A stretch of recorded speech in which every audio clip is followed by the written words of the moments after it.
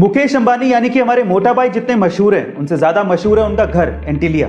एंटीलिया को अगर हम लोग इंडिया का सबसे आलीशान घर कहें तो गलत नहीं होगा, लेकिन क्या आपको पता है कि एंटीलिया दुनिया की दूसरी सबसे महंगी प्रॉपर्टी है? जी हाँ गाइस, आप ठीक सुन रहे हैं, पर फिर पहले नंबर पर कौन सी है? तो चलिए मैं आपको बताता हूं। दुनिया की सबसे महंगी प्रॉपर्टीज में पहले नंबर पर है बकिंगम पैलेस, लेकिन वो एक रॉयल प्रॉपर्टी है, एक पब्लिक प्रॉपर्टी है जिसका कोई एक ओनर नहीं है, जिसकी टोटल इवैल्यूएशन है $5 बिलियन, यानी कि 35,000 करोड़ रुपए।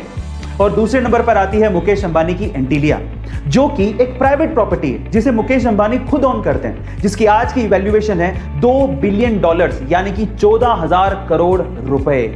हमारे मोटा भाई ने इंडिया का दुनिया में इतना नाम किया है, उसके लिए एक हार्ट तो बनता है। गाइस, क्या आपको इसके पहले तक इफेक्ट पता था? और अगर नहीं पता था तो कमेंट सेक्शन में जरूर लिखिएगा। आपने अक्सर गौर किया होगा कि पब्लिक ट्रांसपोर्ट जैसे कि बस, ट्रेन, मेट्रो, इनमें महिलाओं के लिए, बुजुर्गों के लिए और फिजिकली चैलेंज लोगों के लिए सीट्स रिजर्व्ड होती हैं, लेकिन फिर भी इन सीट्स पर आम लोग बैठे रहते हैं। और महिलाओं के आने के बाद भी, या फिर बुजुर्गों या फिर फिजिकली चैलेंज लोगों के आने के बाद भी ये लोग अपनी सीट नहीं छोड़ते। क्या आप उसके पीछे का रीजन जानते हैं? उसके पीछे का रीजन है एजुकेशन, जो कि हमें हमारे बच्चों को स्कूल के शुरुआती दिनों में ही देनी चाहिए, जैसा कि जापान में होता है।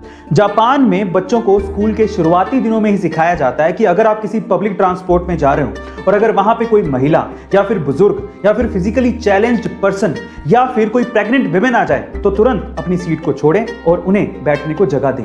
गाइस, क्या आपको भी ये लगता है कि इंडिया में ऐसी एजुकेशन शुरुआती दिनों में ही बच्चों को देनी चाहिए? कमेंट सेक्शन में जरूर लिखिएगा। जापान में अक्सर भूकंप आते रहते हैं और वहां पर इसी वजह से जान माल के खतरे से बचने के लिए बुलेट ट्रेन सिस्टम में सेंसिटिव सेस्मोमीटर लगाए गए हैं, जो इतने सेंसिटिव है कि भूकंप के आने से पहले उसकी जानकारी दे देते हैं। कुछ ऐसा ही हुआ 11 मार्च 2011 को, जब 8.9 तीव्रता के भूकंप की जानकारी एक सेस्मोमीटर ने 12 सेकंड पहले ही दे दी और समय रहते 33 ट्रेनों को स्टॉप सिग्नल भेजा गया, जिसमें से 32 ट्रेनों को जान माल के खतरे से बचा लिया गया और सिर्फ एक ट्रेन डीरेल हुई।